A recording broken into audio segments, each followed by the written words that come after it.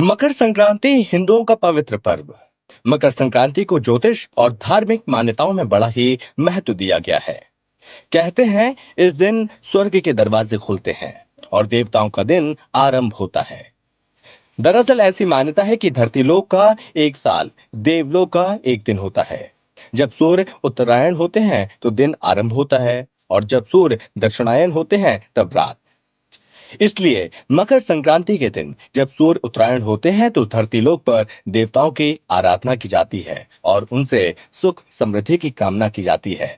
इसलिए नाम भले ही अलग हैं, लेकिन देश के तमाम भागों में मकर संक्रांति का पर्व उत्साह और श्रद्धा से मनाया जाता है।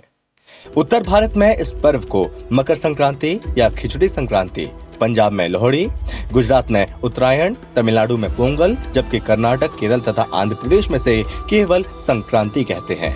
असम में इस त्योहार को बिहू के नाम से मनाया जाता है। सूर्य जब एक राशि से दूसरी राशि में जाते हैं तो सूर्य के राशि परिवर्तन को संक्रांति कहा जाता है। इसलिए जब सूर्य गुरु की धनु से शनि की मकर राशि में प्रवेश करती है तब इसे ज्योतिषीय भाषा में मकर संक्रांति के नाम से जानते हैं। ज्योतिष शास्त्र में मकर राशि का स्वामी ग्रह शनिदेव को बताया गया, जिनका स्थान नवग्रहों में 7वां है। पुराणों में शनि ग्रह को सूर्य देव का पुत्र और सूर्य पत्नी छाया की संतान बताया गया है। एक कथा है कि शनि की विनती पर सूर्य देव ने शनि महाराज से कहा था कि हर वर्ष उनसे मिलने के लिए मकर संक्रांति में आएंगे और इस समय पर शनि एवं उनके उपासकों को संपन्नता एवं सुख प्रदान करेंगे।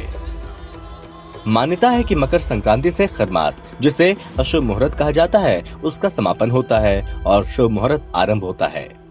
सूर्य के मकर राशि में आने से जहां उत्तरायण होता है वहीं मांगलिक कार्यों का पुनः शुभारंभ हो जाता है। सूर्य का उत्तरायण होना शुभता और पुण्य का प्रतीक भी माना जाता है।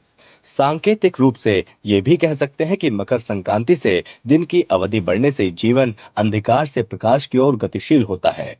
सूर्य के उत्तरायण के महत्व को समझने के लिए भीष्म पितामह का उदाहरण ले सकते हैं, जिन्होंने बाणों की शैया पर अपार कष्ट सहा लेकिन सूर्य के उत्तरायण होने का इंतजार किया, क्योंकि धार्मिक मान्यता है कि सूर्य के उत्तरायण होने पर शुभ मुहूर्त में प्राण त्यागने से आत्मा को फिर किसी शरीर में प्रवेश करके धरती के सुख दुख और जन्म मरण के चक्र में नहीं फंसना पड़ता और उसे आवागमन से मुक्ति मिल जाती है।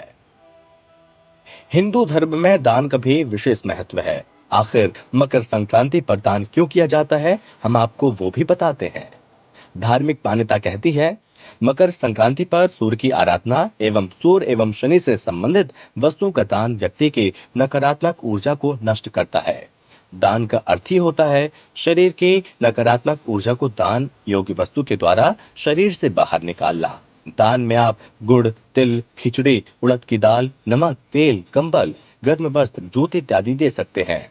कई लोग इस दिन धार्मिक पुस्तकों को भी दान में देने को शुभ मानते हैं।